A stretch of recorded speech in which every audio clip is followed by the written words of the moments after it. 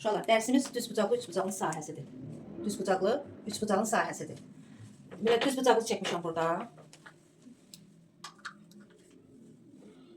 Deməli, bu düzbucaqlını uşaqlar iki konkurent üçbucağa ayırmaq olar. Düzbucaqlı üçbucağa. Qırıq-qırıq xətlərlə ayıraq. Düzbucaqlını iki konkurent düzbucaqlı üçbucağa ayırdıq. Uşaqlar, bu düzbucaq hər iki düzbucaqlı üçbucağın sahəsi görürsünüz, iki dənə düzbucaqlı üçbucağa ayırdıq. Düzbucaqlını iki düzbucaqlı üçbucağa ayırdıq. Hər bir düzbucaqlı üçbucağın sahəsi düzbucaqlının ümumilikdə düzbucaqlının sahəsinin yarısına bərabərdir.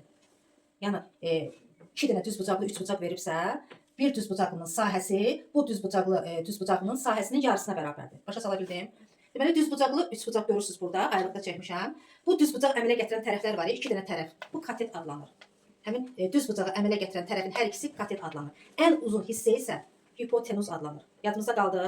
Düzbucaqlı tərəfi əmələ gətirən iki tərəf katet adlanır. Görürsən Emil? Başa düşürsən? Diqqətin burada olsun. Hər iki tərəf düzbucaqlını əmələ gətirən tərəf katet adlanır. Bura və bu hissə. Amma ən uzun hissə isə hipotenuz adlanır. Yadımızda qaldı. Deməli, bu düzbucaqlı verilir. Bir də təkrar edirəm. Düzbucaqlını iki konkurent düzbucaqlı üçbucağa ayırdıq. İki konkurent düzbucaqlı. Həm iki dənə düzbucaqlı üçbucaq oldu.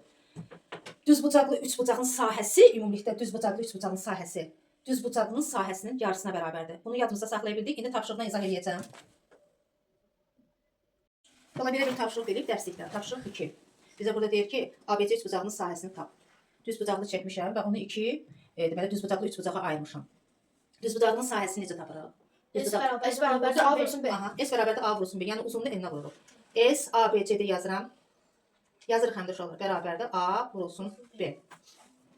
S bərabərdir. N-ni uzunluğuna vururuq. Mötərizədə 8 vurulsun 6. Aha. O da bölünsün 2. Bölünsün 2. Nəyə görə 2 bölürük Emil? Əsas nəyə görə 2-yə bölürük? Çünki dedik ki, bir düzbucaqlı üçbucağın sahəsi düzbucaqlının sahəsinin yarısına bərabərdir. Ona görə 2-yə böləcəyik.